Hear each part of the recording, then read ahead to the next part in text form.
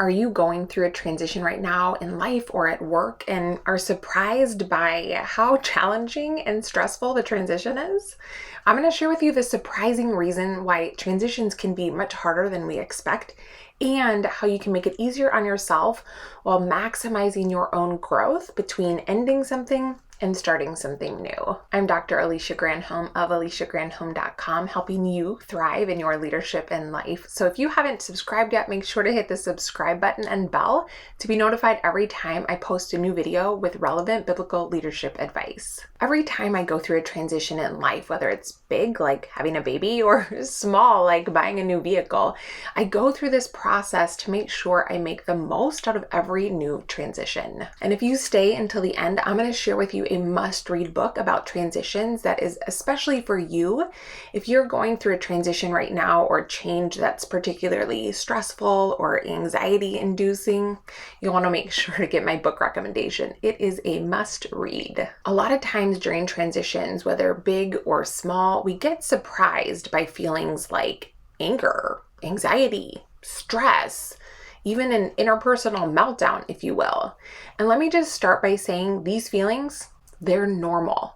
You are absolutely normal for feeling this way whenever you're going through transition, no matter the size. In fact, just this last weekend, I was caught off guard for a minute until I realized what was happening when, after months of waiting for our new vehicle, we got the call that it was in, and so we went to pick it up, brought it home, and then I started feeling anxious. And then after we put our sons to bed, we walked out into the kitchen and I broke down in tears. And it wasn't until I said aloud, "But we just sold my old car," that I realized what was actually going on for me. Because to quote Semisonic, every new beginning comes from some other beginning's end. So the surprising truth about transitions that most of us forget is that every time we start something new, something else just ended. So every transition that we go through, whether it's a new vehicle, a baby, a new house, a new role at work, it always involves not just the beginning and the ending, but sometimes even more importantly, this middle neutral space. So while you might think that when it comes to transitions, the first step is the beginning, the opposite is actually true.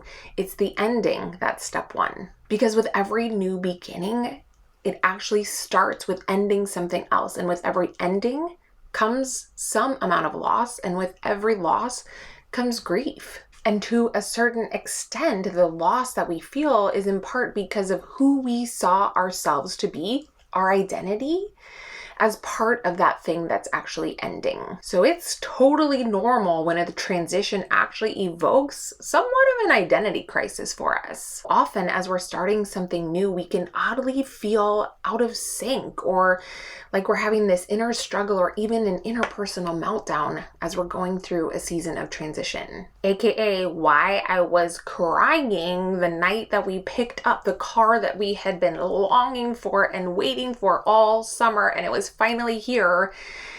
And then I burst into tears because selling my car was also an end to that person who bought that car and who she was so many years ago. These are the normal feelings that accompany transitions, and especially that neutral in-between space of starting something new and ending it and becoming someone new as we say goodbye to the old and hello to the new. It is totally normal to feel confused and even like things are super hard during transitions because, well, a lot of times they really are. You're about to do something new, or maybe you already are, and you are also becoming someone new. So self-doubt, anxiety, fear are all totally normal feelings when it comes to transitions, big or small. I love what William Bridges says about transitions. Every transition begins with an ending.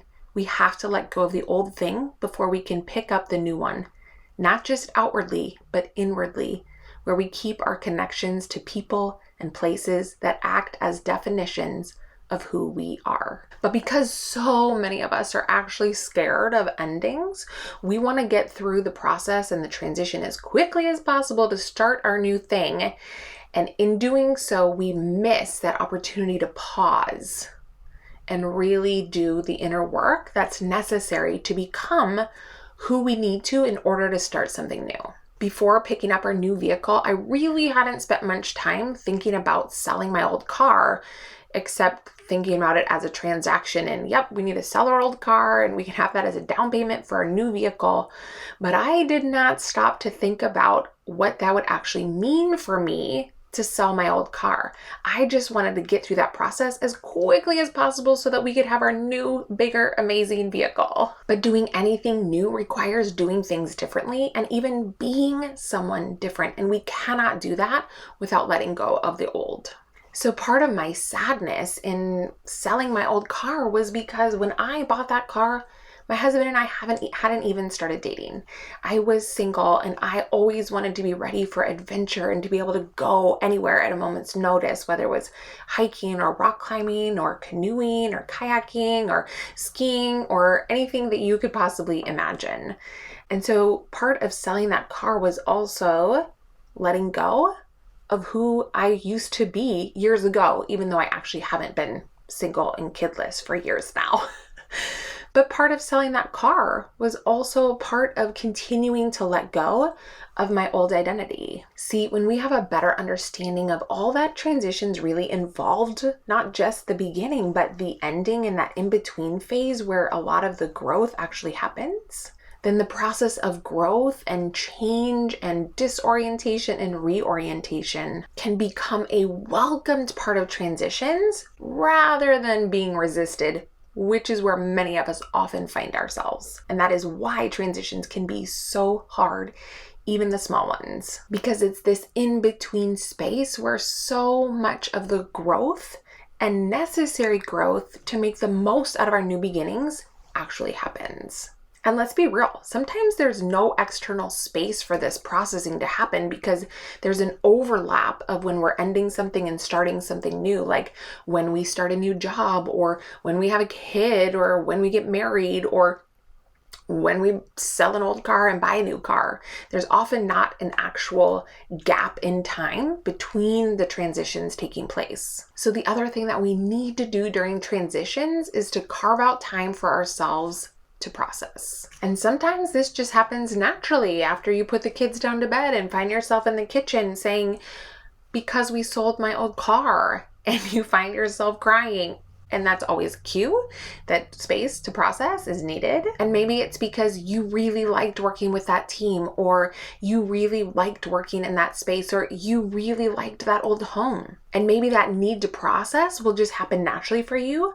But a lot of times we need to intentionally create space for it, especially if our transition involves other people. And when transitions are really hard and it's really challenging to find the meaning of it in it, one question that can be really helpful to ask ourselves is, what is it time to let go of in my own life right now? While your transition may be obvious and you're already starting your new beginning, or you're finding yourself in that in-between phase of something ending and now you're not really sure what's actually next. The three parts of transition are always the same: an ending, an in-between place, and a new beginning.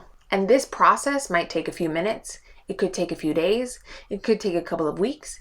It could take months. So here's what I want you to remember with every transition that you go through. Start with the ending, even if you're super excited about your new beginning, and create space to identify what needs to end in order for you to become who you want or need to be for your new beginning. And if you want an incredible resource about transitions, I cannot recommend the book Transitions by William Bridges enough.